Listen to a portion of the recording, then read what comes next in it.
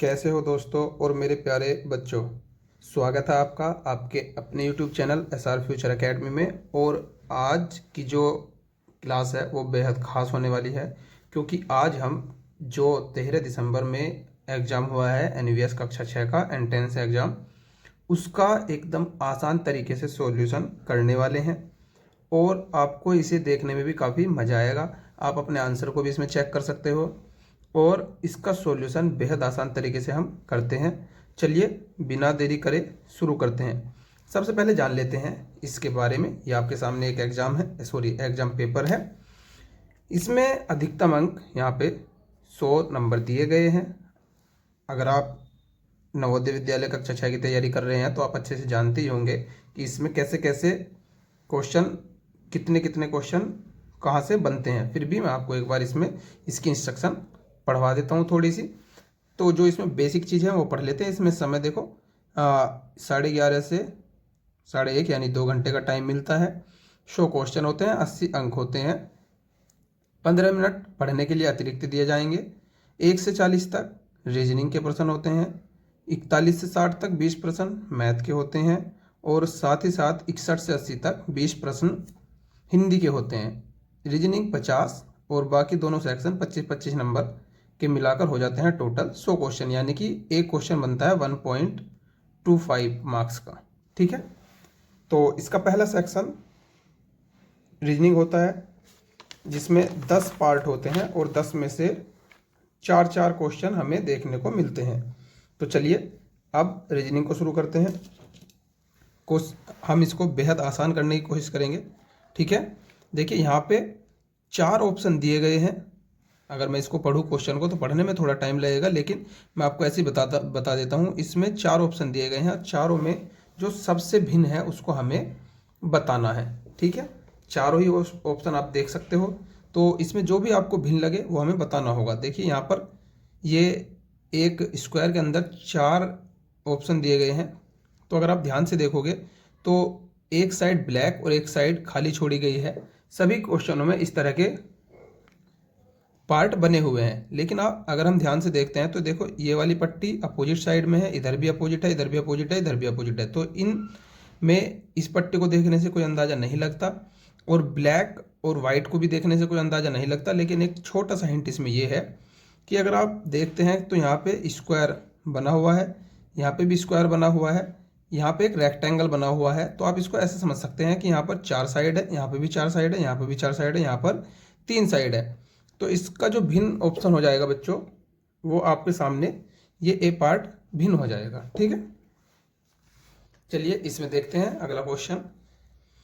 अब यहाँ पे आप ध्यान से देखते हैं तो ये 4 ऑप्शन दिए गए हैं, चारों ही घड़ी के आकार के दिए गए हैं और 2 इसमें ये निशान बने हुए हैं, इन्हें सुइयां बोल सकते हैं। तो अगर आप ध्यान से देखेंगे तो सभी निशान सर्कल के अंदर हैं और सभी में 2 ही ये सुइयां दी गई हैं। लेकिन इसमें जो लॉजिक है वो ये बनता है कि इन 2 सुई के बीच में या इन 2 तीर के बीच में जो एंगल है वो कितने का बनता है। तो अगर हम यहाँ ध्यान से देखते हैं तो ये एंगल 90 का बनता है बच्चों।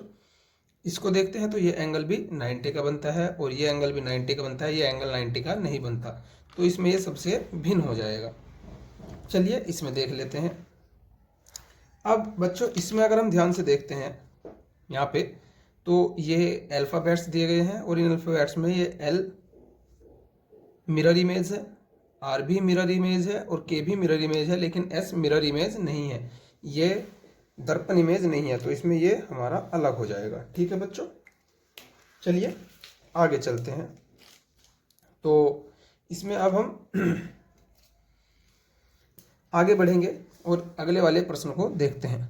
यहाँ पे स्क्वायर के अंदर 4 फिगर दी गई हैं। ये सर्कल है, ये ट्रायंगल है और ये स्क्वायर है और यहाँ पर भी ये ट्रायंगल है और एक ट्रायंगल 2 मिले हुए हैं। ठीक है, अब अगर हम ध्यान से देखते हैं तो देखो ये जो बीच वाली लाइन है ये दोनों पार्ट को बराबर डिवाइड कर रही है, ये भी दोनों को डिवाइड बराबर कर रही है, ये भी कर रही है, ये नहीं कर रही है।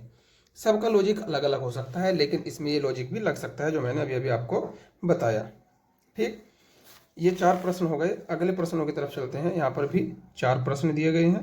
इसमें क्या करना है मैं आपको बता देता हूँ। ये प्रश्नाकृति है और इधर राइट में उत्तराकृति दी गई है। तो हमें बताना है कि जो प्रश्न आकृति है वो किस उत्तराकृति में निहित है, उसके अंदर है, सॉरी उसके अंदर नहीं बतानी, ये इसमें से किसके जैसी है वो हमें बताना है। तो ये तो बहुत आसानी बन जाएगा, देखते ही हम कहीं भी बता सकते हैं किसी को भी। तो देखिए इस तरह की आकृति कौन सी बनी हुई है, बहुत जल्दी से देख लेंगे, लेकिन इसमें ध्यान बरतना पड़ेगा। कभी कभी ऐसा होता है कि दो ऑप्शन एक जैसे दिख जाते हैं, तो ध्यान से देखना होगा। देखिए ये और ये आकृति एक जैसी बनी हुई है, दोनों ही सेम है, बस छोटा सा डिफरेंस ये है कि ये नीचे की तरफ है और ये ऊपर की तरफ है। यहाँ पर देखते हैं नीचे की तरफ है, तो हमारा ये आंसर सही हो जाएगा। इसमें देखिए अपोजिट तीर है, बीच में एक खाली लाइन है, फिर दोनों अपोजिट हैं। देखिए अपोजिट है, बीच में खाली है, अपोजिट है, तो हमारा ये आंसर सही हो जाएगा। लेकिन फिर भी एक बार देख लेते हैं इनको भी। देखिए ध्यान से, इसमें भी कुछ ऐसा ही हो रहा है, अपोजिट है, यहाँ पे भी अपोजिट है और बीच में ये लाइन है।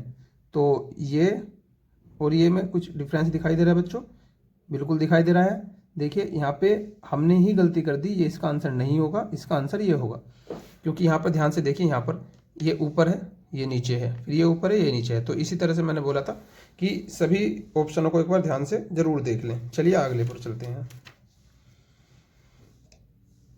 यहाँ पर देखिए बच्चों, इसके जैसा कौन सा दिखाई दे रहा है, ये ऊपर की साइड बना है, सभी में ये ऊपर ही है। इसको देख लेते हैं आप, ये लेफ्ट की साइड बना है, तो इसमें लेफ्ट की साइड नहीं है, तो ये कट हो जाएगा। इसमें है तो ये हो सकता है, ये भी हो सकता है, ये भी हो सकता है। अब चलते हैं तीसरे पे, ये नीचे की साइड है, ये भी नीचे की साइड है, ये भी नीचे की साइड है, ये नीचे की साइड नहीं है, तो ये भी कट हो जाएगा। अब दोनों में से कोई ऑप्शन बनेगा, इस पे चलते हैं तीसरे वाले पे, ये राइट है और यहाँ पर ये लेफ्ट है, तो ये भी कट हो जाएगा। तो हमारा आंसर सी सही हो जाएगा।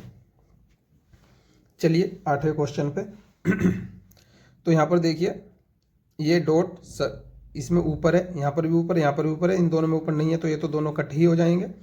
बचता है ये वाला, इसमें ध्यान से देखिए, ये इधर खाली तीर है और इधर ये एरो बना हुआ है, लेकिन ट्रायंगल शेप में नहीं है, जबकि यहाँ पर ये ट्रायंगल शेप में है, तो ये भी कट हो जाएगा, ये हमारा आंसर हो जाएगा। चलिए अगले प्रश्नों पर चलते हैं। मैं आपको बता दूं कि इस प्रश्न में क्या करना है। यहाँ पे प्रश्नाकृति है और यहाँ पर उत्तराकृति है, ये एक शेप छोड़ दी गई है, 3 बना दी गई है, तो यहाँ पर कौन सी आएगी वो हमें बताना है। तो ध्यान से, बहुत ध्यान से देखना। देखिए अगर मैं इसमें लॉजिक छोटा सा भी लगाऊं, तो अंदर की साइड ये ट्रायंगल बने हुए हैं, तो इस कोने में भी एक ट्रायंगल आएगा। तो यहाँ पर देखिए इस कोने में कोई ट्रायंगल नहीं है, इस कोने में कोई ट्रायंगल नहीं है, इसमें ही ट्रायंगल है ऊपर की साइड, तो ये हमारा आंसर हो जाएगा। बहुत सिंपल सा सवाल है ये तो। चलिए अगले पर चलते हैं। देखिए ये शंकु आकार बना हुआ है, या आप कौन साइड बोल सकते हैं या कुल्फी साइड बोल सकते हैं, तो यहाँ पर भी कुल्फी साइड नीचे की तरफ बनेगा। और साथ ही साथ ये देखिए ये बना हुआ है, तो यहाँ पे इस तरह से आएगा राइट में, तो राइट में यहाँ पे आया हुआ है, यहाँ पे नीचे है, यहाँ पे राइट में नहीं है, या तो राइट में यहाँ पर है या यहाँ पर। अब हमें देखना यह है कि ये कैसे बनेगा। देखिए जो छोटा सा निशान यहाँ पर बना हुआ है, ये बहुत छोटा है, जबकि ये पूरा प्रॉपर बना हुआ है यहाँ से यहाँ तक, तो यहाँ से यहाँ तक सिर्फ इसी में है, तो इसका आंसर ये हो जाएगा। चलिए इस पर चलते हैं। इसमें देखिए ये इस तरह का बना हुआ है, तो इधर भी इस तरह का ही आकार बना होगा और ये पूरा प्रॉपर बना हुआ है। ऐसे ही नीचे की साइड में भी बनेगा, तो ध्यान से देखिए नीचे की साइड में बनता हुआ कहाँ नजर आ रहा है आपको, ये राइट चला गया है, जबकि हमारा ये इस साइड में आएगा, तो इस साइड में बनता हुआ हमें इसमें नजर आ रहा है, ध्यान से देखिए। और ये ऊपर वाला पार्ट भी इसको पूरा कर रहा है। चलिए अगले पर। आप इसमें देखने के लिए सबसे बेहतर तरीका तो यह है कि सभी में ब्लैक है, तो ब्लैक इसमें नहीं है, तो ये तो कट ही जाएगा, यहाँ ब्लैक बनेगा। उसके बाद हम इसके ये जो स्क्वायर बने हुए हैं उनकी साइडें काउंट कर लेते हैं, तो 1 2 3 साइडें होनी चाहिए। इसमें सिर्फ 2 साइडें हैं, तो ये भी नहीं होगा। इसमें 1 2 3 साइडें हैं, लेकिन एक बार इसको भी देख लें, 1 2 3 4, ये ज़्यादा साइडें हैं, तो इसका आंसर ये हो जाएगा। ठीक है, सिंपल सा क्वेश्चन। चलिए अगले प्रश्न पर।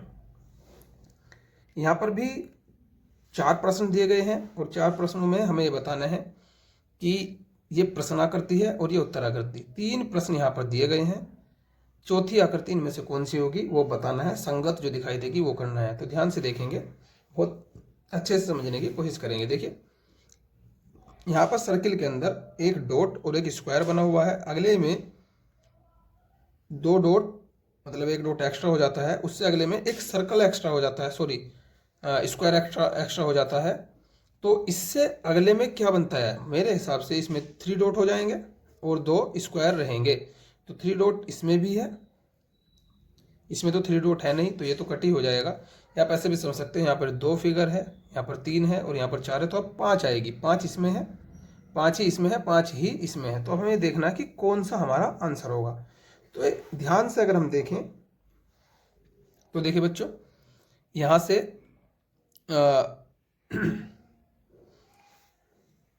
इसमें देखने के लिए हम क्या देखते हैं कि 2 डॉट थे और 1 स्क्वायर था, 2 डॉट और 2 स्क्वायर हो गए, 1 डॉट से 2 डॉट हुए।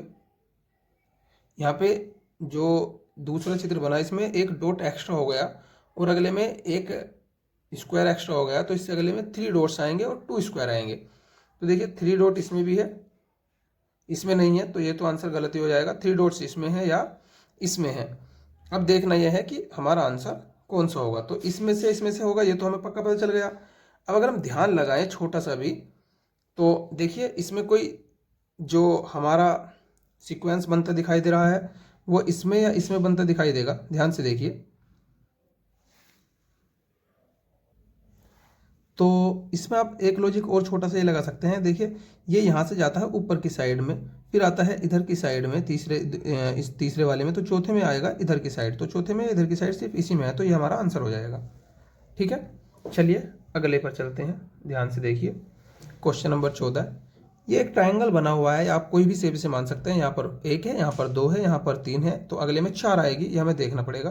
तो 1 2 3 4 इसी में है, लेकिन एक बार सभी को देख लेते हैं। यहाँ पर 3 है, ये पूरी तरह से बनी नहीं हुई है। यहाँ पर भी 3 है लेकिन पूरी नहीं है।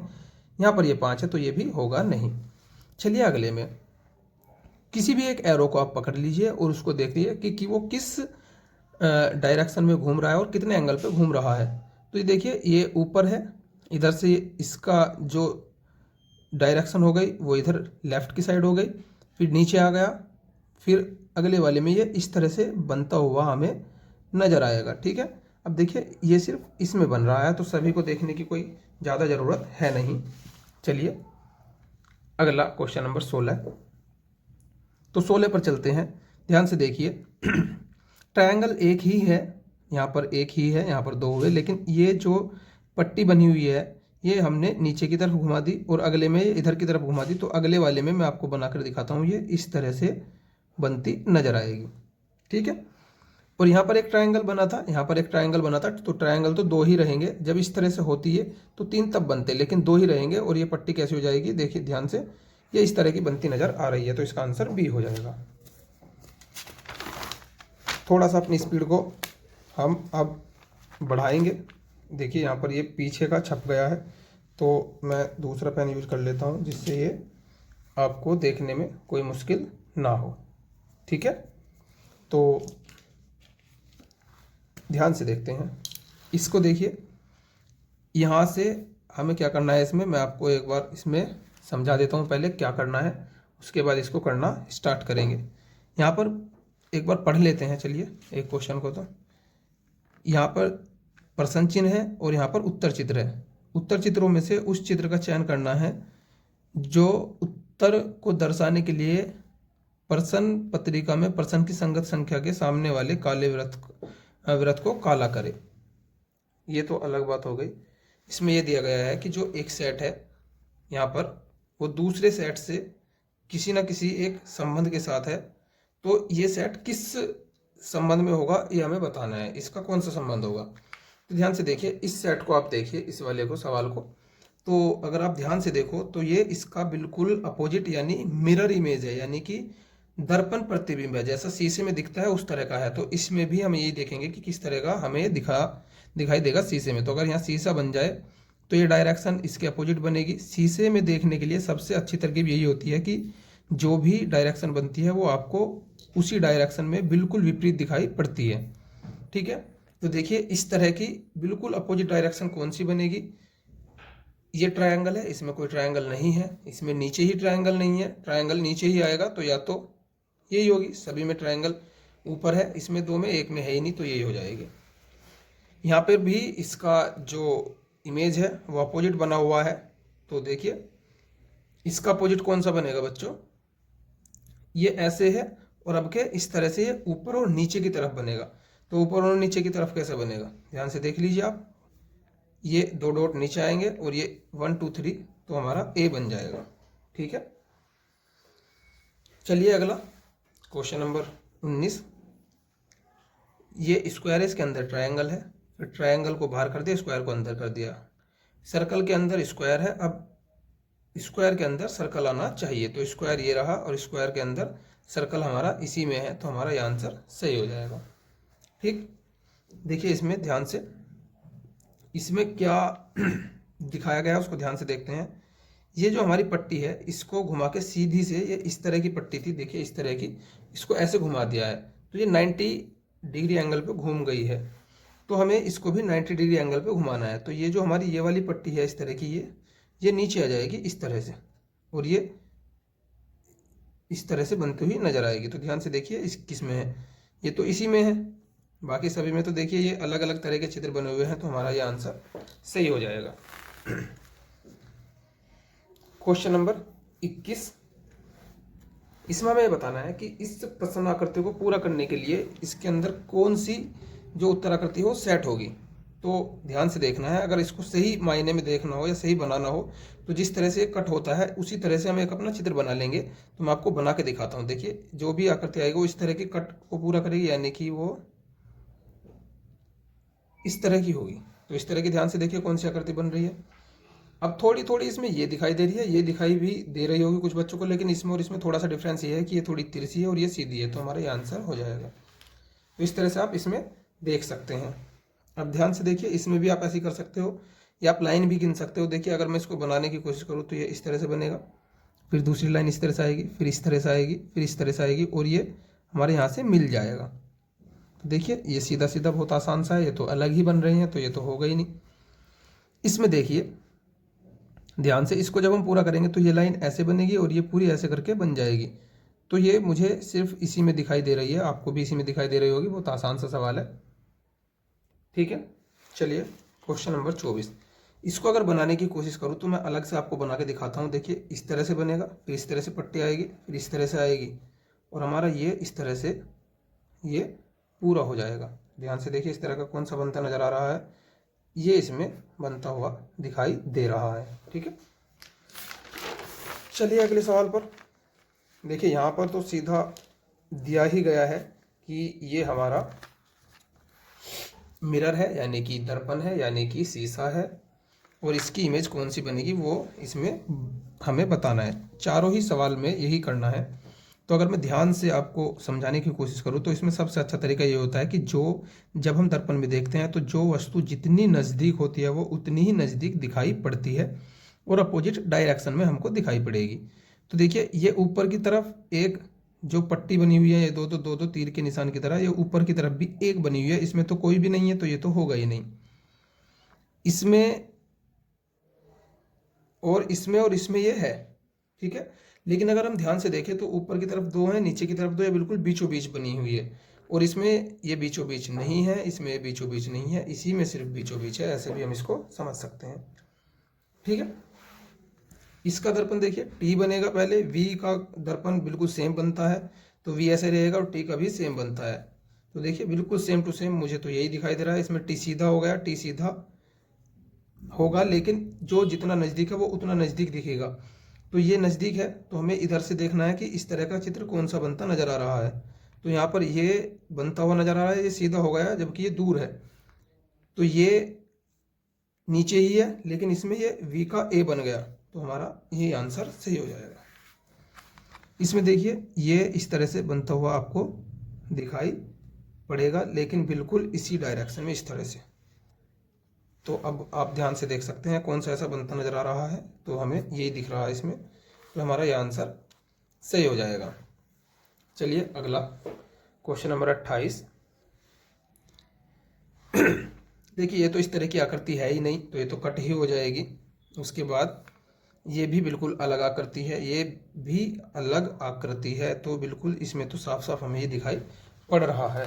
चलिए यहाँ पर फिर से 4 क्वेश्चनों का एक सेट है और इन चारों क्वेश्चनों में सेम जिस तरह से तीर लगे हुए हैं उस तरह से कागज को फोल्ड करना है, यानी मोड़ना है, और उसमें इस तरह के ही कट लगाने हैं और उसे खोलने पर किस तरह से आकृति हमको दिखाई देगी वो हमें बताना है। तो पहले हमने ऊपर की तरफ फोल्ड किया, फिर इधर की तरफ ऐसे फोल्ड किया, उसके बाद हमने ऐसे कट कर दिया। तो जब हम इसको खोलते हैं तो कैसे बनेगा, देखिए ऐसे सवालों को करने का सबसे बेहतर तरीका ये होता है कि जब भी हम इस तरह के सवालों को कट करके खोलते हैं तो ये दर्पण के जैसी इमेज बनाता है। यानी जब इसको हम खोलेंगे इधर की साइड तो जैसा बना हुआ है वैसा ही बनेगा, लेकिन दर्पण के हिसाब से। और दर्पण में मैंने भी आपको बताया था कि जो इमेज जितनी नज़दीक होती है वो उतनी ही नज़दीक, और जो जितनी दूर होती है वो उतनी ही दूर दिखाई पड़ती है। तो इसको आप ध्यान से देखेंगे, जब मैं इसको खोलूँगा तो ये नीचे वाला ये सर्कल इधर की साइड नीचे बनता हुआ नजर आएगा। यानी कि जब मैं इसको खोल दूंगा तो ये थोड़ा थोड़ा ऐसे बनता हुआ आपको नजर आएगा, यहाँ से कट बनेगा इस तरह से, ठीक है। अब आप ध्यान से देख सकते हैं कि इस तरह का कौन सा बनता हुआ नजर आ रहा है, ठीक है। और ये जब नीचे की तरफ खुलेगा तो ये सर्किल पूरे हो जाएंगे। तो सर्किल पूरे या तो इसमें है या इसमें है या इसमें है। अब देखिए ये तो अलग ही तरह का बन रहा है, और इसमें हो सकता है या इसमें हो सकता है, लेकिन इस तरह से देखिए हमारा चित्र यही बनता हमें नज़र आ रहा है। चलिए इसको हमने ऐसे फोल्ड कर दिया और ये इस तरह से हो गया। अब इसको इधर की साइड खोलना है तो बिल्कुल अपोजिट बनेगा। अपोजिट बनेगा तो जो हमारा ट्राइंगल है वो, ध्यान से देखिए बच्चों, ट्राइंगल जो है हमारा वो इस शेप में दिखाई देगा। तो इस शेप में ट्राइंगल के कहाँ दिखाई दे रहा है बच्चों, इस शेप में हमें ट्राइंगल इसमें दिखाई दे रहा है, और इसमें भी इसी शेप में है। लेकिन हमें देखना यह है कि ये डॉट जो बना हुआ है अगर ये दूर है तो यहाँ पर भी ये दूर ही होगा, जबकि यहाँ पर ये नज़दीक है। तो इसमें ये हमारा सी से हो जाएगा, इसी में नज़दीक है। चलिए इसको देखते हैं। जब मैं इसको खोलूँगा तो ये सर्कल पूरा हो जाएगा, इस तरह से हमें बनता हुआ दिखाई पड़ेगा। और ये वाला जो बना हुआ है ये इस तरह से हमें दिखाई पड़ेगा। तो देखिए इस तरह का कहाँ है, और जब नीचे की तरफ खोलेंगे तो भी ये इस तरह का ऊपर और नीचे दोनों तरफ दिखाई पड़ेगा। तो यहाँ पर एक ही तरफ है, नीचे नहीं है, यहाँ पर दोनों तरफ है। यहाँ पर अपोजिट है लेकिन अलग जगह है, होना चाहिए नीचे। तो हमारा ये सी सही हो जाएगा। छोटा सा हमारा आंसर है। अब इसको देखिए ध्यान से, हमने इसको इस तरह से फोल्ड किया, फिर इसको ऊपर से ऐसे फोल्ड किया हुआ है और यहाँ पे कट किया हुआ है। तो जब मैं इसको अब खोलूँगा इसको यहाँ से, तो ऊपर की साइड खोलेंगे तो ये कट तो ऊपर जाएगा नहीं, क्योंकि कट तो सिर्फ यहाँ से किया है, तो ये कट ऊपर नहीं जाएगा। लेकिन जैसे ही मैं इधर खोलूँगा तो ये वाला इधर चला जाएगा, ये यहाँ से यहाँ चला जाएगा। और यहाँ पर जो ये बना हुआ है इस तरह की साइड वाला, तो ये हमारा बन जाएगा स्क्वायर। तो ये हमारा आंसर सही हो जाएगा। रीजनिंग हमारी ख़त्म होने की कगार पर है। अब देखिए ध्यान से, 4 क्वेश्चनों का फिर से सेट है। क्या करना है मैं आपको छोटे शब्दों में बता देता हूँ। यहाँ पर 3 फिगर दी हुई है, 3 आकृतियाँ दी गई है, 3 चित्र बने हुए हैं। तो इन चित्रों को मिलाकर कौन सा चित्र बन सकता है वो हमें बताना है। तो आप किसी भी एक को पकड़ लीजिए ध्यान से, तो उसी से हमारा काम हो जाएगा। जैसे मैं या तो इन दोनों को पकड़ लूँ या इसको पकड़ लूँ। तो मैंने इसको पकड़ लिया है, इसके जैसा ढूंढता हूँ। देखिए इसमें इसके जैसा कोई नहीं है, इसमें इसके जैसा है, ये रहा ऊपर, ठीक है। इसमें इसके जैसा कोई नहीं है और इसमें भी इसके जैसा कोई नहीं है। तो हमारा आंसर ये हो जाएगा, ठीक है। आइए इसमें देखिए, एक स्क्वायर है, एक रेक्टेंगल है और ये इस तरह की आकृति है। तो ये तो मुझे पहली में ही दिख रहा है, लेकिन एक बार फिर भी हम चेक जरूर करेंगे। तो देखिए यहाँ पर स्क्वायर है, रेक्टेंगल के लिए बहुत छोटा हो गया है, और इसमें भी ये अलग तरह का बना हुआ है। तो हमारा पहला ही आंसर इसमें मुझे सही नज़र आ रहा है। चलिए इसमें 1 2 3 4 चित्र बने हुए हैं। 4 ही हमें यहाँ ढूंढने हैं, कम से कम 4 तो मिलने ही चाहिए। 3 ट्रायंगल है और एक इस तरह का चतुर्भुज बना हुआ है। जिस तरह का ये चतुर्भुज है, देखिए इसमें कोई भी चतुर्भुज नहीं बना हुआ है, तो ये हमारा आंसर नहीं होगा। इसमें सभी के सभी ट्रायंगल है और एक बड़ा स्क्वायर है, ये भी नहीं होगा। इसमें भी सब ट्रायंगल है, कोई चतुर्भुज नहीं है, ये भी नहीं होगा। इसमें बन जाएगा, ध्यान से मैं आपको बता भी देता हूँ। देखिए ये वाला बन गया, ये वाला चतुर्भुज, और एक ट्रायंगल, 2 और 3 ट्रायंगल थे। तो हमारा आंसर सही हो जाएगा। चलिए इसमें देखते हैं, 3 फिगर है और इसमें एक ये घूमी हुई फिगर भी है, जबकि इसमें नहीं है। इसमें है, इसमें नहीं है, इसमें दिख रही है, लेकिन इस तरह की कोई फिगर हमारी नहीं है। तो हमारा ये आंसर सही हो जाएगा। रीजनिंग के 4 क्वेश्चनों का जो सेट बचता है वो अगला, वो अब ख़त्म ही होने वाला है। उसके बाद हम मैथ को बहुत आसानी से करेंगे बच्चों। आप हमारे साथ बने रहिए और वीडियो को बिल्कुल भी स्किप ना करें, अच्छे से समझते रहिए, ठीक है। अब हमें ये देखना है और ये बताना है कि ये जो प्रश्न आकृति है, इधर यहाँ पर उत्तर आकृति है, तो जो हमारी प्रश्न आकृति है वो किस में निहित है, किसके अंदर हमें दिखाई पड़ रही है, वो हमें बताना है। तो देखिए हमारा जेड बन रहा है, लेकिन ऊपर की तरफ ये इस तरह से भी बना हुआ है। तो जेड हमारा यहाँ से देखें तो बन रहा है, लेकिन ऊपर की तरफ कुछ भी नहीं है, इसमें भी नहीं है, इसमें भी नहीं है, हमारा इसमें सीधा सीधा दिखाई पड़ रहा है। देखिए ये इस तरह से बन रहा है, ठीक है। चलिए यहाँ पे एस टाइप बना हुआ है, इसमें तो कहीं ऐसे दिखाई नहीं पड़ रहा, तो ये तो होगा ही नहीं। इसमें दिख सकता है, एक बार ये देख लेते हैं। देखिए ये दिख गया, लेकिन और भी एक बार चेक करेंगे, इनमें बना ही हुआ नहीं है, तो ये हमारा आंसर हो जाएगा। बच्चों चेक करने होते हैं, कभी कभी दो ऑप्शन एक जैसे मिल जाते हैं जिनमें डिफरेंस करना थोड़ा सा मुश्किल पड़ जाता है, तो आप इनको जरूर ध्यान से देखिए। देखिए वाई बना हुआ है, इसको वाई समझ सकते हैं, या आप किसी भी तरीके से इसको समझ सकते हैं। और इस तरह की एक लाइन है, तो इसमें वाई बना हुआ है, एक लाइन हम इसको मान सकते हैं। लेकिन अभी और भी चेक कर लेते हैं। ये y है, लेकिन बीच वाला y नहीं बना हुआ, ये x बना हुआ है, यहाँ पर कोई y नहीं है, तो हमारा यही आंसर सही हो जाएगा। चलिए इसको देखते हैं। देखिए ये घुमा हुआ है और एक कैंची के आकार का, यानी x बना हुआ है, लेकिन ऊपर छोटा आकार है और नीचे थोड़ा बड़ा है। इसमें ऐसा कुछ दिखाई पड़ नहीं रहा, इसमें दिखाई तो पड़ रहा है, लेकिन अगले भी देख लेंगे। इसमें ऊपर की साइड x से ही नहीं बना हुआ, इसमें भी कोई ऐसा नहीं है, तो हमारा ये आंसर सही हो जाएगा। तो हमने मात्र 26 मिनट में अपनी रीजनिंग कंप्लीट कर ली। अब हम मैथ की तरफ बढ़ते हैं और मैथ को बहुत आसानी से बच्चों करना भी हम सीखेंगे, ठीक है। चलिए मैथ को अब हम बहुत आसान तरीके से समझेंगे। उम्मीद है आप मेरे साथ साथ अच्छी तरह समझेंगे। जो क्वेश्चन बड़े होंगे उनको हम अलग पृष्ठ पे करेंगे, और जो ऐसे ही हो जाते हैं उनको हम इसी में बहुत आसानी से आपको समझा देंगे। तो देखिए ध्यान से, यहाँ पर पहला क्वेश्चन यानी 41वां क्वेश्चन मैथ का, इसमें दशमलव रूप में बताना है। तो इसका एक मैं छोटा सा आपको तरीका बता देता हूँ, उसको ध्यान रखेंगे तो आप सवाल कभी गलत नहीं करेंगे। ऐसा देखिए, जब हम किसी भी संख्या के बटे में 100, 10, 1,00,000, 1,000 या ऐसी संख्या लिखते हैं जिसमें एक के पीछे जीरो लगी हुई हो, तो हमें एक चीज़ याद रखनी होती है कि अगर हम भाग में देखते हैं, हमारे पास दो तरह से आ सकती है, ये भाग में और एक गुना में।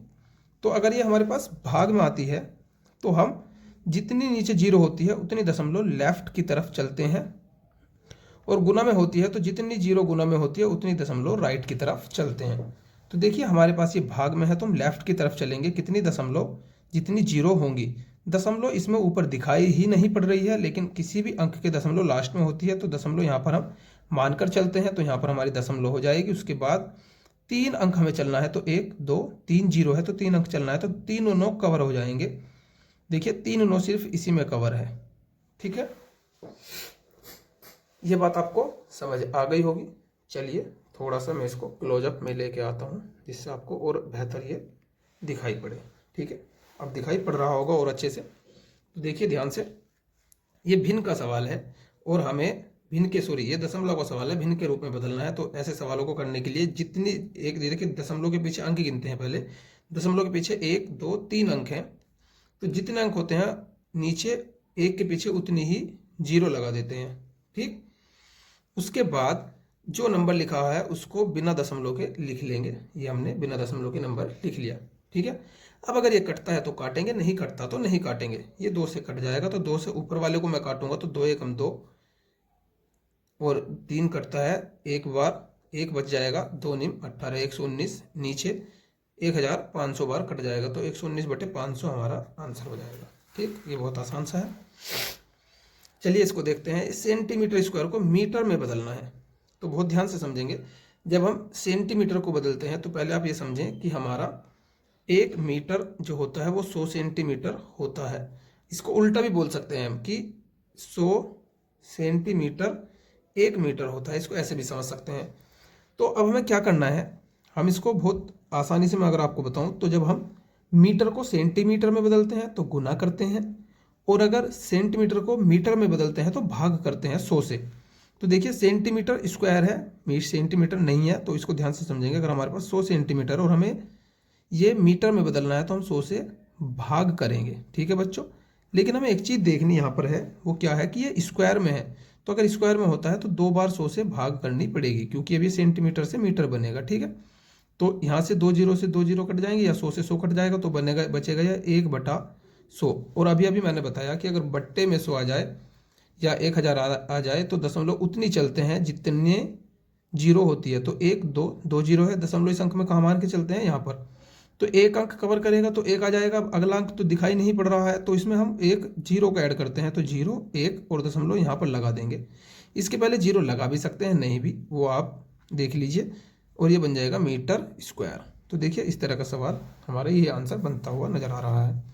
देखिए एक एक एक की गुना करनी है, दशमलव ही है, बस इतना ही फर्क है। तो ऐसे सवालों को जब भी करें तो दशमलव को भूल जाएं और एक की ही गुना करें। तो जब मैं एक की गुना करूंगा, एक एक एक एक ही आएगा।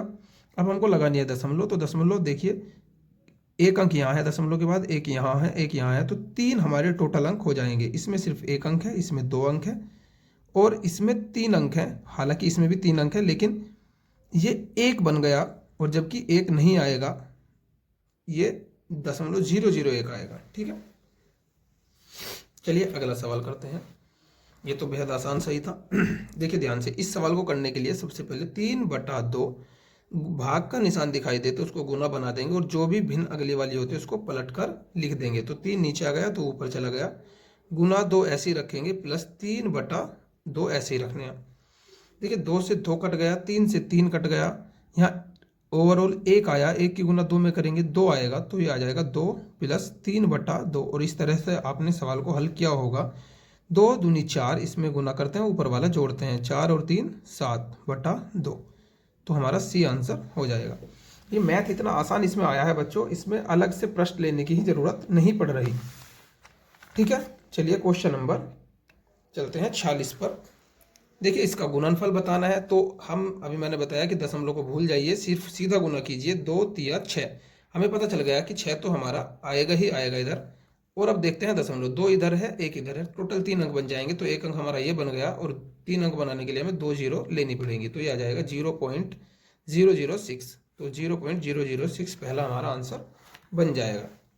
64 के सभी गुणनखंडों का योगफल बताना है, तो 64 के सभी गुणनखंड पहले हम करेंगे और उनका योगफल बताएंगे। तो 64 के गुणनखंड आप ध्यान से बच्चों कर ही सकते हैं। तो 64 के गुणनखंड में आपको अभी करके यहाँ पर इधर बता देता हूँ। देखिए पहले सबसे पहले 64 को हम लिख लेंगे। तो 64 के गुणनखंड करेंगे, 2 से काटेंगे, 2 तिया 6, ठीक है, 2 दूनी 4। 64 के सभी गुणनखंडों का योगफल बताना है, ठीक है। फिर 2 से काटेंगे तो ये कटेगा 16 बार, फिर 2 से काटेंगे फिर कटेगा 8 बार, फिर 2 से काटेंगे 4 बार, फिर 2 से काटेंगे 2 बार, फिर 2 से काटेंगे 1 बार। तो ये जो मैंने गुणनखंड किए बच्चों, ये होते हैं अभाज्य गुणनखंड, लेकिन इसमें सिर्फ गुणनखंड पूछा है। तो अब हमें क्या करना है, मैंने आपको ये एक्स्ट्रा चीज़ें बता दी हैं थोड़ी सी। ये जो मैं करता हूँ सब बच्चे इसको ही पहले करते हैं। तो ये हो गए गुणन, अगर पूछे अभाज्य गुणनखंड तो इसके अभाज्य गुणनखंड सिर्फ 2 हैं, और इसमें तो सभी गुणनखंड पूछे हैं। सभी गुणनखंड का मतलब ये होता है कि जो संख्या 64 को भाग करती है उनको हमें जोड़कर यहाँ टोटल लिखना है, ठीक है। तो चलिए मैं इसको आपको एक पृष्ठ पे आसानी से बता देता हूँ, ठीक है। तो मैं एक पृष्ठ ले लेता हूँ, तो हम इसको यहाँ पर कर लेते हैं। तो अब हमें 64 के बारे में पूछा गया, तो सबसे पहले मैंने 64 को लिख लिया। अब हमें देखना है कि 64 किन किन नंबरों से कटता है। तो ध्यान से देखिए, एक सभी का गुणनखंड होता है, तो एक को लिख लेंगे। कभी कभी सवाल में एक को जोड़ता भी है, एक को नहीं भी जोड़ता, लेकिन हम फिलहाल एक को रख लेते हैं, ठीक है। तो एक हो गया। 64 2 से भी कटता है तो 2 भी आएगा। 3 से 64 नहीं कटता। 4 से 64 कटता है तो 4 भी आएगा। 5 से नहीं कटता, 6 से भी नहीं कटता, 7 से नहीं कटता, 8 से कटता है तो 8 भी आएगा। और 8 के बाद 9 से नहीं कटता, 10 11 12 13 14 15 16 से कटता है, 16 चौका 64 होते हैं। उसके बाद 17 18 19 20 21 22 23 24 25 26 27 28 29 30 31 डायरेक्ट 32 से कटता है, और 32 के बाद डायरेक्ट 64 से कटता है। तो ये इन नंबरों से कटता है। ये जो गुणनखंड मैं बता रहा हूँ ये गुणनखंड होते हैं, और जो इधर अभी करके दिखाए थे ये वाले बच्चों, ये इनको बोलते हैं अभाज्य गुणनखंड। इनमें इतना सही डिफरेंस है, ठीक है। चलिए इसको मैं ऐसे लिख लेता हूँ। अब इनको हमें जोड़ देना है। तो 1 2 3 3 और 4 7, 7 और 8 15 हो जाएंगे, 15 और 6 21, 21 और 2 23, 23 और 4 27, हासिल 2 लगेंगे तो मैंने यहाँ पर लिख लिया। 1 3 4, 4 6 10, 10 और 2 12, तो हमारा 127 यहाँ पर आंसर हो जाएगा। ठीक है, उम्मीद है आप समझ गए होंगे। चलिए आगे की तरफ हम बढ़ते हैं, ध्यान से देखिए। अब हम उसी तरह से अपने क्वेश्चनों पर यहाँ पर आ जाते हैं। फिर से 20 और 30 का सबसे बड़ा सार्व गुणनखंड, तो हमें 20 और 30 का ऐसा गुणनखंड बताना है जो दोनों को डिवाइड करता हो और सबसे बड़ा भी हो। हालांकि 5 भी डिवाइड करता है, 10 भी करता है, ये दोनों तो करते ही नहीं है, तो ये तो होंगे ही नहीं, लेकिन हमें सबसे बड़ा बताना है, तो हमारा 10 आंसर हो जाएगा। ठीक है, अगला सवाल, ये सवाल जोड़ने हैं और ये इसमें से घटाना है। तो जोड़ने के लिए सबसे बेहतर नियम मैं आपको यहीं पर लिख कर बताता हूँ। सबसे पहला नंबर हम यहाँ पर 0.82 लिख लिया। उसके बाद अगला नंबर जब लिखते हैं तो पहले पॉइंट लगाएंगे, पॉइंट के आगे के नंबर को ऐसे लिखेंगे और इधर वालों को ऐसे लिखेंगे। फिर अगले वाले पर पॉइंट लगाएंगे, 2 है, और उसके बाद हमारा इधर 8 0 6 है। ये देखिए तीनों प्लस के हैं, तो पहले तीनों को प्लस कर लेंगे। इधर कोई नंबर नहीं है तो चाहो तो 0 लगाओ, चाहो तो कुछ भी मत लगाओ या डैश लगा लो, तो मैं 0 लगा के आपको समझा देता हूँ। ठीक है, 2 8 और 2 10, हासिल 1 लगेगा, 10 और 1 11 हो जाएगा, फिर से हासिल 1 लगेगा, 8 और 6 14 होते हैं, हासिल वाला 1 15 हो जाएगा, 6 और 1 7, और ये 6 ऐसे आएगा, तो 675.102 हमारा यहाँ पर आंसर बना। लेकिन हमें ये भी घटाना है, तो पॉइंट को मैंने यही लगाया 6082। यहाँ पर भी 0 बढ़ा सकते हैं, अब हमको इसको घटाना है तो घटाएंगे, ध्यान से देखिए। यहाँ से यहाँ दही लेंगे 10, 10 में से 2 जाएंगे 8। तो पहला तरीका तो ये होता है जल्दी टाइम बचाने का कि 8 आएगा लास्ट में, तो 8 हम ढूंढ लेंगे लास्ट में कहाँ आया, तो 8 सिर्फ लास्ट में इसमें आया, तो हमारा आंसर यही हो जाएगा। लेकिन अगर पूरा करके आपको दिखाना है तो मैं आपको दिखा देता हूँ।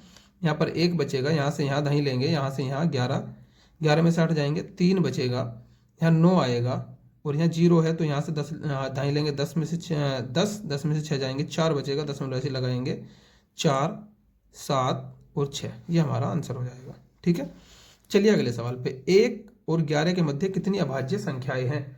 तो सबसे पहले अभाज्य संख्या निकालने के लिए अभाज्य संख्या क्या होती हैं ये हमको पता होना चाहिए, तो मैं आपको बता देता हूँ। वो संख्याएं जो अपने अलावा और 1 के अलावा किसी से भी नहीं कटती उसको अभाज्य संख्या कहते हैं। जो, या आप ऐसे भी समझ सकते हैं कि जो किसी से भी ना कटे उसको अभाज्य संख्या बोलते हैं। 1 को काउंट नहीं करते और 11 के मध्य बतानी है। अब 2 आ जाएगी पहली, अगली 3 आ जाएगी, ठीक है, फिर 5 हो जाएगी, 7 हो जाएगी, और 7 के बाद 11 ही है, तो 11 के मध्य पूछा है, तो मध्य में तो सिर्फ ये 4 बनती हैं, तो हमारा ये 4 आंसर बी यानी सही हो जाएगा। ठीक है, देखिए इसमें गुणनफल आ गया। अब कुछ बच्चे गुणनफल करने भी लगेंगे। इसके करने के वैसे तो 2 तरीके होते हैं। पहला तरीका ये कि मैं इस सवाल को इसको इस तरह से लिख लेता हूँ। देखिए 999 है, तो क्या मैं इसको 1000 - 1 लिख सकता हूँ? आप कहेंगे लिख सकते हैं जी, बिल्कुल। इसको भी मैं ऐसे ही लिख सकता हूँ। क्या लिख सकता हूँ कि ये आ जाएगा 10,000 - 1। अब ये गुना करना बहुत आसान हो जाएगा। देखिए इनका गुणनफल हमें करना है, तो ये 2 ब्रैकेट बन गए, और ब्रैकेटों की गुना कैसे होती है, पहला नंबर उठाएंगे, अगले वाले के इसमें भी और इसमें भी गुना करते हैं। तो करिए, इसकी गुना जब मैं इसमें करूंगा तो 1 के पीछे बस टोटल 0 गिन लूंगा। 3 यहाँ पर है और 4 वहाँ पर है, तो टोटल 7 हो जाएंगी। तो 2 और 3 5 और 2 7, 2 2 4 2 6 और 1 7। उसके बाद मैं इसी की गुना इसमें करूंगा, तो माइनस ये 1000 हो जाएगा। फिर अगले वाले में इसकी गुना करूंगा, माइनस के ये 4 0 हो जाएगी, और माइनस माइनस प्लस 1 हो जाएगा। ये हमारा बहुत आसान हो जाएगा। अब देखिए ध्यान से, ये माइनस है, ये माइनस है, इन दोनों को जोड़ूंगा और इसमें से इसको घटा दूंगा। तो जब मैं इसको जोड़ता हूँ, इसको मैं थोड़ा सा यहाँ पर आपको जोड़ को दिखा देता हूँ, ये रफ कार्य के लिए भी है। तो देखिए 1000 और यहाँ पर ये 10,000 को हमें, ये इसके नीचे 0 हो गई, 10,000 को जोड़ना है, तो 0 0 0 1 1, तो ये हो गया 11,000, यानी 1000 और 10,000 को 11,000। मैंने आपको जोड़ के दिखा दी, जबकि आप आराम से भी इसको लिख सकते थे। तो 11,000 को अब हमें इसमें से घटाना है, तो इसके नीचे मैंने लिखा 0 0 0 1 और ये 1, घटाइए। 0 आएगी, 0 से घटाएंगे, 0 आएगी, 0 आएगी, यहाँ से यहाँ धन लेंगे, 10 10 में से 1 जाएगा, 9 आएगा। अब आप इतना ही करने के बाद इसको समझ सकते हैं कैसे, कि 9 के बाद 3 0, लेकिन 1 जोड़ेंगे तो ये बन जाएगा 9 0 0 1। तो 9001 इसी में आ रहा है, इसमें भी आ रहा है, तो इसको थोड़ा सा और आगे बढ़ा लेते हैं। 10, देखिए 10 में से गया तो 9, 9 में से गया 8, यहाँ पर 9 9, तो 2 बार 9 8 9, और ये एक जुड़ेगा तो हम इसको लिख लेंगे यहाँ पर, देखिए +1 करके। अब मैं इसको पूरा कर देता हूँ, एक इधर आ जाएगा 009, ये मैंने इधर पहुँचा दिया, ये 8 9 9, तो हमारा ये आएगा 9 9 8 9 0 0 1, 9 9 8 9 0 0 1, ये सी हमारा आंसर हो जाएगा। ठीक है, चलिए अगले सवाल पर। अगला सवाल थोड़ा सा ठीक ठाक सवाल है, बाकी सब आसान सवाल है, इसको छोड़कर बाकी सब आसान है, लेकिन इसको भी मैं आसानी से आपको समझा दूंगा। आप ध्यान से इसको समझते रहिए, देखिए ध्यान से, बेहद आसान तरीके से मैं इसको आपको अभी करके बता देता हूँ। बस आप तो सवाल को ध्यान से पढ़ लीजिए, और बहुत आसान तरीके से कराना मेरी जिम्मेदारी है। ठीक है, देखिए एक डिब्बे में 500 अंडे थे, तो मैंने टोटल अंडे यहाँ पर आपको लिख कर दिखा दिए। हमारे अंडे कितने थे? 500। उनका 3/25 भाग टूट गया, तो 500 का 3/25 भाग जब मैं तोड़ दूंगा तो 25 से इसको काटूंगा, 25 दूनी 50, 25 0 0 20 या 60, यानी कि 500 अंडे में से हमारे ये आएगा सोल्व करके 60। तो 500 अंडे में से 60 अंडे टूट गए, तो 60 अंडे घटा देंगे, घटाएंगे तो हमारा क्या आ जाएगा, ये 440 हमारा आंसर आ जाएगा।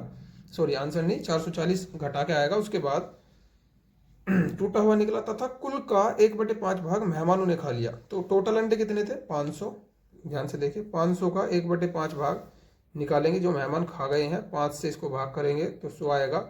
100 अंडे हमारे मेहमान खा गए हैं।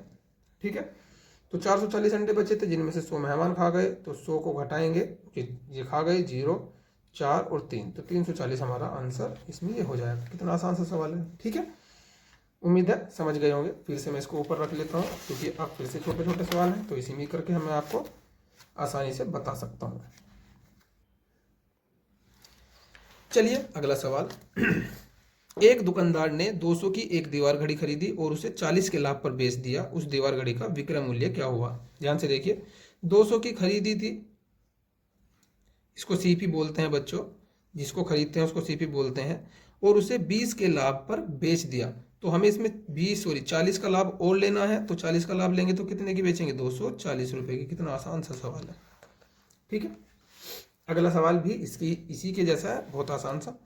एक फल विक्रेता ने 1500 रुपए के सेब खरीदे, उन्हें अपनी दुकान पर लाने के लिए 100 रुपए खर्च किए।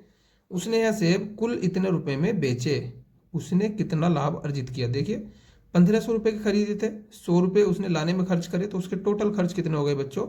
1600 रुपए। बेचा कितने में? 2236 रुपए में। तो 1600 रुपए में खरीदा, टोटल जो खर्चा आया उसका 1600 रुपये आया। 2236 रुपये में उसको बेचा, तो कितने रुपए बचे? तो मैं क्या करूँगा, इसमें 2236 में से 1600 हम घटा देंगे। देखिए 6 आ जाएगा, 3 आ जाएगा, 12 में से 6 जाएंगे 6, तो 636 हमारा आंसर आ जाएगा। ठीक है, ये बेहद सा आसान है। अब चलिए इस पे, एक रेलगाड़ी दिल्ली से जयपुर के लिए प्रातः 10:45 पर चलती है तथा जयपुर शाम 3:30 पर पहुंच जाती है। यात्रा का समय बताना है। तो ध्यान से देखिए, मैं अगर 10:45 से 11:45 करता हूं तो 1 घंटा बनता है। आप इस तरह से समझ सकते हैं, 11:45 तक 1 घंटा बनता है। तो ध्यान से देखिए, 11:45 तक 1 घंटा, 12:45 तक 2, उसके बाद क्या बजेगा? 1 2 3, यानी 3:45 तक अगर मैं देखता हूं तो 1 घंटा 2 3 4 घंटे बनते हैं। और यह 5 घंटे बनते अगर ये 45 तक जाता, लेकिन 45 तक तो गया ही नहीं, ये तो 30 तक गया। ठीक है, ये बहुत छोटा सा सवाल है, आप कैलकुलेशन किसी भी तरह से इसको आसान कर सकते हैं, लेकिन मैं आपको आसान तरीके से ही बता रहा हूं। तो 1 2 3 4 घंटे तो हमारे पूरे लगे। ठीक है, 2:45 तक हमारे कितने घंटे लग गए बच्चों? 4 घंटे। अब उसके बाद ये 3:30 बजे पहुंचा, तो देखिए 15 मिनट इसमें और जोड़ेंगे हम, तो बन जाएंगे 3, और 30 मिनट ये हैं, तो टोटल मिला के कितनी हो जाएगी? 45 मिनट। तो यानी कि 4 घंटे उसको 45 मिनट टोटल समय लगा। चलिए, दिए गए व्यंजक में लुप्त संख्या बतानी है। अब ध्यान से देखना है हमको, करना क्या है। देखिए इसमें से इन दोनों को जोड़ के घटाना है।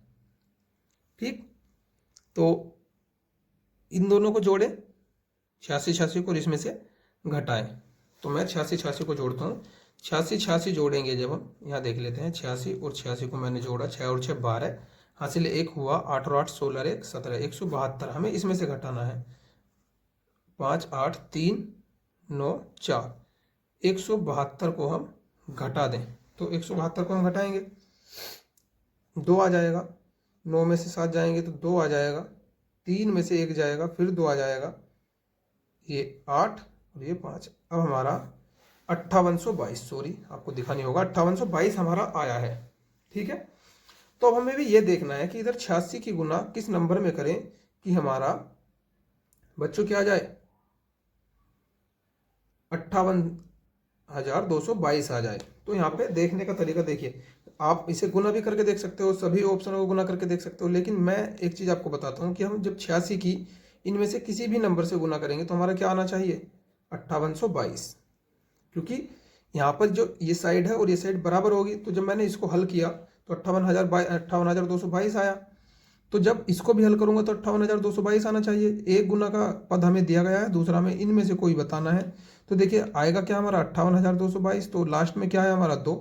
तो जब हम किसी भी नंबर की गुना करेंगे तो लास्ट वाली डिजिट की गुना करते हैं पहले, 6 7 42, तो लास्ट में 2 आएगा, 6 8 48, 8 आएगा, 6 एकम 6, 6 0 0। तो इसी से हम अपना आइडिया लगा सकते हैं। हालांकि आप इन दोनों की गुना करके भी देख सकते हैं। तो आप इसको होमवर्क में खुद करके देखिए कि क्या इसकी गुना यही आ रही है, और कमेंट बॉक्स में ज़रूर बताइए। चलिए अगले सवाल पर चलते हैं। ये अगला सवाल आपका क्वेश्चन नंबर 57। एक आयत के सभी अंतःकोणों का योगफल बताना है। तो आयत आप जानते हो, ऐसी आकृति जिसकी आमने सामने की भुजा बराबर होती है।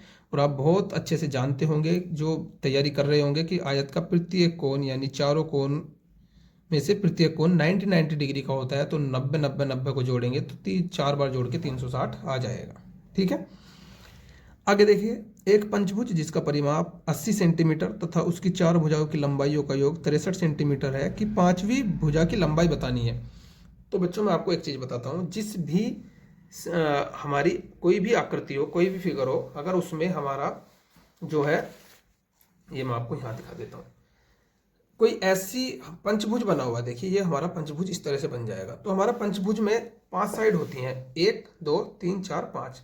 तो जिस भी सवाल में या जिस भी फिगर में हमारी साइड होती हैं यानी भुजा होती हैं, उसका परिमाप निकालना होता है, तो उस सब आकृति की सभी भुजाओं का योग कर देते हैं तो हमारा परिमाप आ जाता है।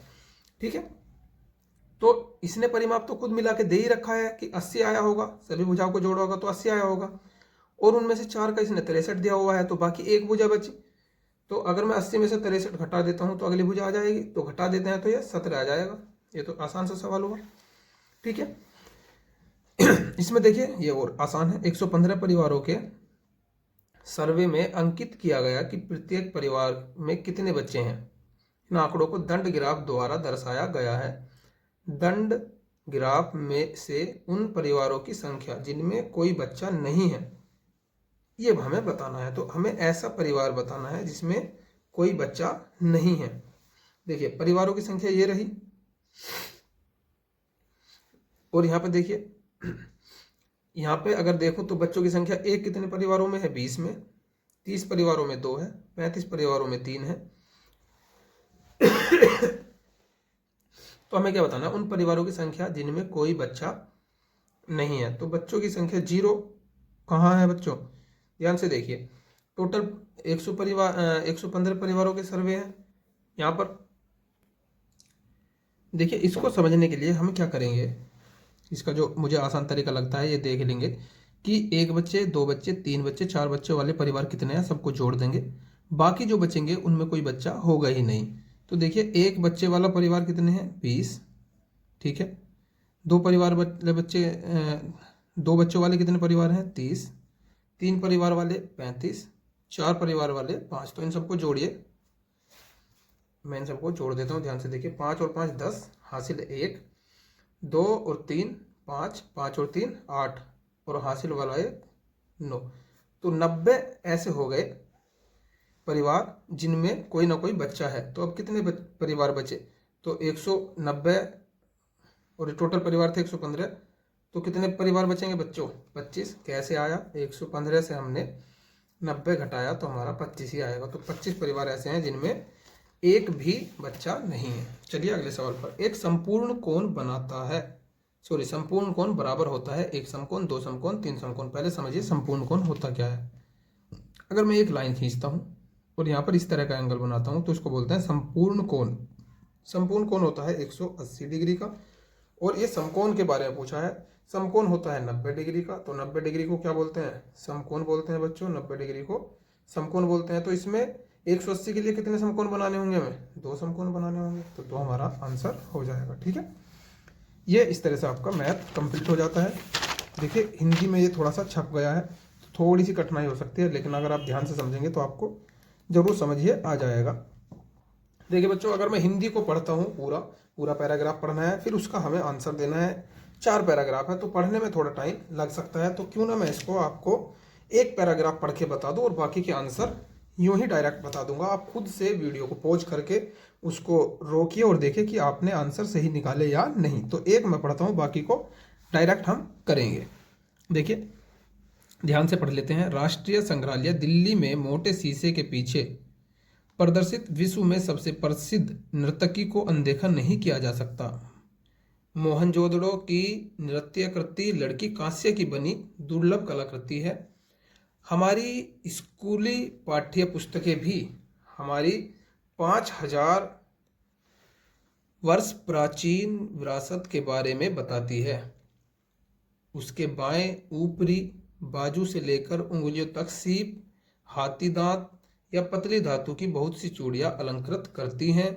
आधुनिक कला का नमूना एक साथ 3 पेंडेंट वाला हार है और उसके दाएं हाथ में कोहनी के ऊपर तथा कलाई पर कुछ चूड़ियां हैं। वह निर्भीक मानवीय आत्मा का प्रदर्शन है और यह हमें याद दिलाती है कि हमारी इंद्रियों पर किसी कलाकृति का क्या प्रभाव पड़ता है।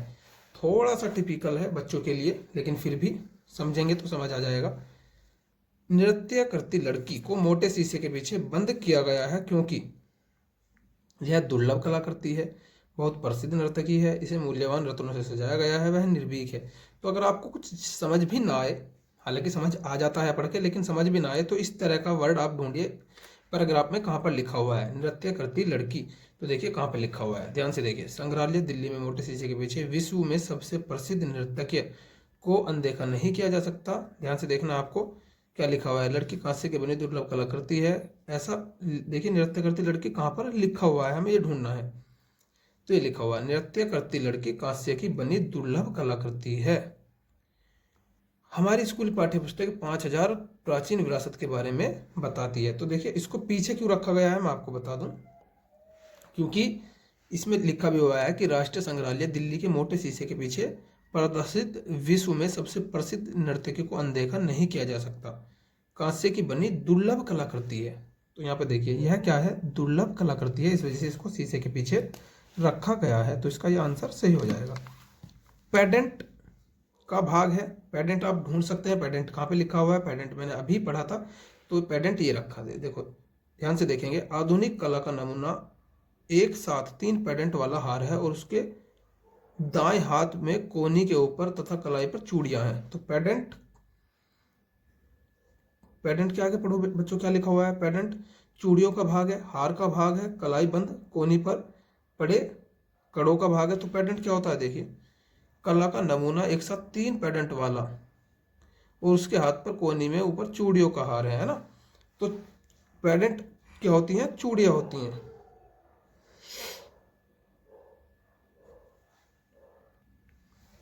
सॉरी बच्चों, इसको ध्यान से पढ़ते हैं हम एक बार। 3 पेडेंट वाला हार है, तो पेडेंट हार का भाग है, ये चूड़ी का भाग नहीं है, पेडेंट हार का भाग है, सॉरी। चलिए आगे पढ़ते हैं।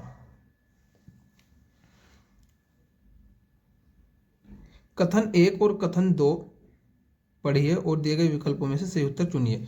उसकी चूड़ियां सीप या पतली धातु से बनी हैं। उसने हाथी दांत से बना हार पहना है। तो ध्यान से इसको पढ़ना है, थोड़ा सा टिपिकल है बच्चों के लिए। ये कह रहा है कि एक सत्य है किंतु 2 असत्य है, दूसरा सत्य है किंतु एक असत्य है, दोनों सत्य हैं या दोनों असत्य हैं। तो देखिए चूड़ियाँ सीप या पतली धातु से बनी हुई हैं, ये हमें बताना है। तो इसमें कहीं ना कहीं हमने चूड़ी का जिक्र किया होगा, तो उसको आप ढूंढ सकते हैं और देख सकते हैं कि जो चूड़ियाँ हैं सीप या पतली धातु से बनी हुई हैं। चूड़ियाँ तो कांस्य की बनी हुई है, ये हमने कहीं पढ़ा था, तो इसको एक बार दोबारा से मैं बताता हूँ आपको कहाँ पढ़ा हुआ है। देखिए उसके बाएं ऊपरी बाजू से लेकर उंगलियों तक एक सीप, हाथी दांत या पतली धातु की बहुत सी चूड़ियाँ अलंकृत है। तो चूड़ियाँ जो बनी है वो पतली धातु की बनी है, बिल्कुल ठीक बात है। तो पहला वाला सही हमारा आंसर हो जाएगा।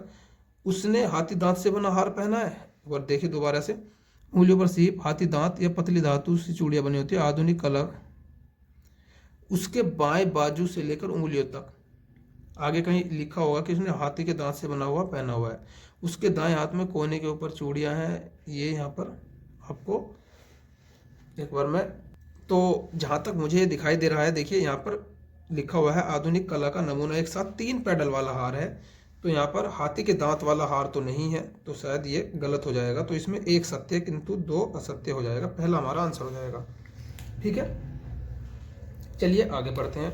कौन सा शब्द निर्भीक का पर्याय नहीं है? पर्याय होता है उसके समानार्थी शब्द। तो निर्भीक के समानार्थी शब्द कौन सा नहीं है? निर्भीक का मतलब होता है जो डरता नहीं है।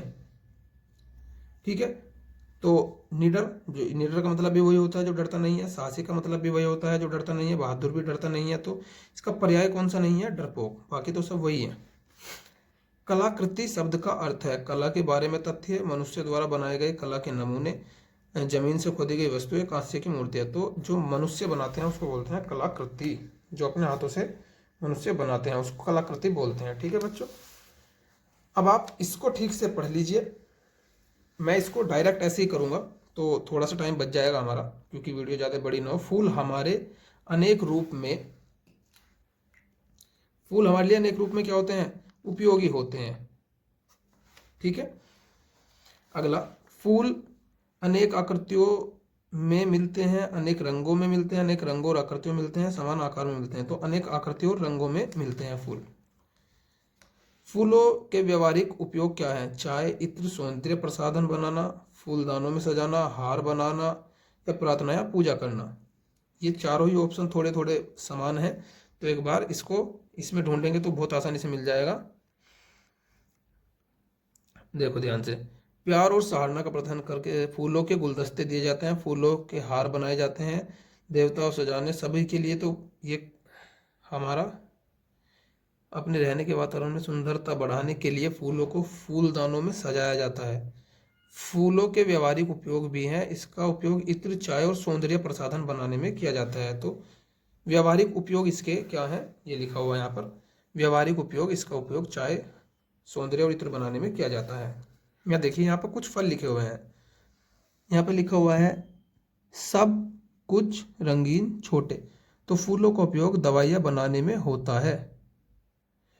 तो किन फूलों का होता है? कुछ फूलों का उपयोग दवाइयाँ बनाने में होता है।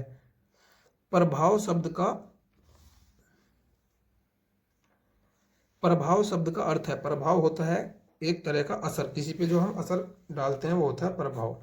तो ये हमारा असर हो जाएगा। 71 का देखिए, किसी चिड़ियाघर में विशाल पांडा की देखभाल कठिन क्यों है?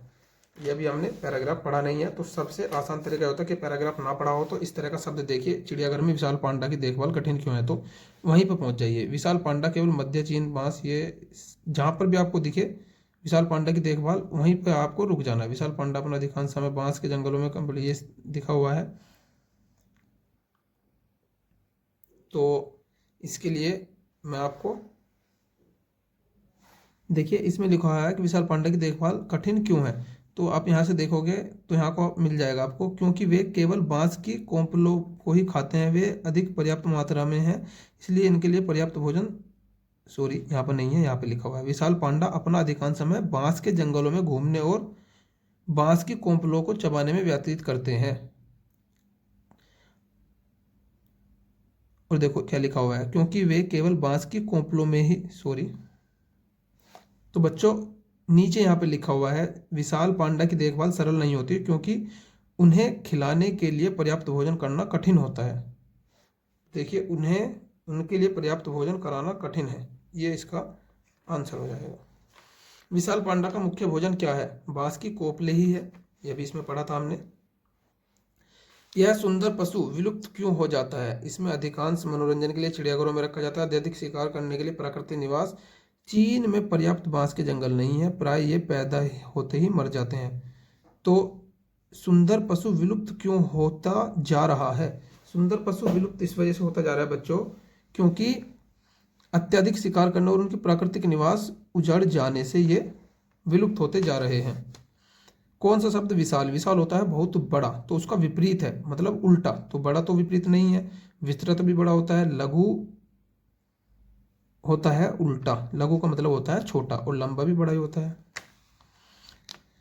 चिड़ियाघर वह स्थान है जहाँ पक्षी पिंजरे में रखे जाते हैं, पशु भोजन और विश्राम करते हैं, बच्चे पशुओं का मनोरंजन करने जाते हैं, पशु पक्षियों को बाड़ों और पिंजरों में रखा जाता है। तो चिड़ियाघर बच्चों क्या होते हैं? चिड़ियाघर मैं आपको दिखा देता हूँ यहाँ पे। उन्हें केवल विशाल पांडा की देखभाल, इसमें इस तरह के सवाल मिलना जरूरी नहीं है, सभी सवाल के जवाब इसमें होते हैं। कुछ सवाल जैसे पर्यायवाची विलोम शब्द ये अलग से होते हैं, तो सभी इसमें जो एक या दो सवाल होते हैं वो जरूरी नहीं है इसमें मिले, तो उनका दिमाग अपना खुद से लगाकर उनका जवाब देना होता है। तो देखिए, चिड़ियाघर वह स्थान है जहाँ पक्षी पिंजरे में रखे जाते हैं, पशु भोजन और विश्राम करते हैं, बच्चे पशुओं का मनोरंजन करने जाते हैं, पशु पक्षियों को बाड़ों और पिंजरों में रखा जाता है। तो पशु पक्षियों को बाड़ों और पिंजरों में रखा जाता है, वो होता है चिड़ियाघर। ये देखिए, इसको पढ़ने में टाइम लगेगा, तो मैं इसको आपको आसानी से जल्दी बताने की कोशिश करूंगा। देखिए, पहला क्वेश्चन है, सोनम अपने चाचा, पिता, भाई, मित्रों के साथ दुकान पर गई। तो यहाँ पर देखिए, उसके पिता ने उसे देख लिया और वहाँ इसमें हमें ये बताना है कि किसके साथ सोनम जो है बाजार गई। तो अगले दिन स्कूल में वह अपने मित्रों के बारे में करते जब वह घर लौटते। तो यहाँ से देखिए, इसमें यही इसका आंसर मिल जाएगा। पिता ने उसे देख लिया और कहा, आओ हमें चलना चाहिए। तो वो पिता के साथ अपने दुकान पर गई। सोनम दुकान पर चमकीली, बीच में जगह छोड़ दी गई, साइकिल देखकर उसकी ओर आकृष्ट हुई। तो ध्यान से देखिए, नई साइकिल को गौर से देख रही है। नई चमकीली साइकिल को देखकर वह चकित हो गई। उसके पिता ने उसे चलने के लिए कहा। ठीक है, जब वह सोने गई तब वह चमकदार लाल साइकिल के बारे में ही सोच रही थी। तो साइकिल कैसी थी? लाल। चलिए अगले क्वेश्चन पर। सोनम के माता पिता ने उसे नई लाल साइकिल क्यों दी? उसके जन्मदिन के उपहार पर उसे नई साइकिल दी गई। एक बार मैं आपको दिखा देता हूँ, ये देखो, ये लिखा हुआ है उसके जन्मदिन पर। तो यहाँ पर जन्मदिन वाला आंसर सही हो जाएगा। सोनम ने अपनी प्रसन्नता व्यक्त की, अपने माता पिता के गले लगकर, अपने माता पिता को धन्यवाद देकर, साइकिल के चारों ओर दौड़ लगाकर, खुशी से उछलकर। माता पिता को गले लग गई। तो ध्यान से देखिए, हम एक एक शब्द को ही पढ़ रहे हैं, पूरा पैराग्राफ हमने नहीं पढ़ा। चकित थी का मतलब होता है विस्मित थी। विस्मित थी का मतलब जो अचानक से हो जाती है। चकित किसी चीज को देखकर जो हम अचानक से अचंभे में आ जाते हैं उसको बोलते हैं चकित। ठीक है बच्चों, उम्मीद है आपको हमारा दिया हुआ सॉल्यूशन समझ आया होगा। अगर कोई क्वेश्चन हमसे मिस्टेक से गलत लगा हो या गलत हो गया हो तो हमें कमेंट बॉक्स में ज़रूर बताएं, और उसके लिए हमें क्षमा करें। आप हमारे चैनल को सब्सक्राइब करके हमसे जुड़ जाएं। धन्यवाद।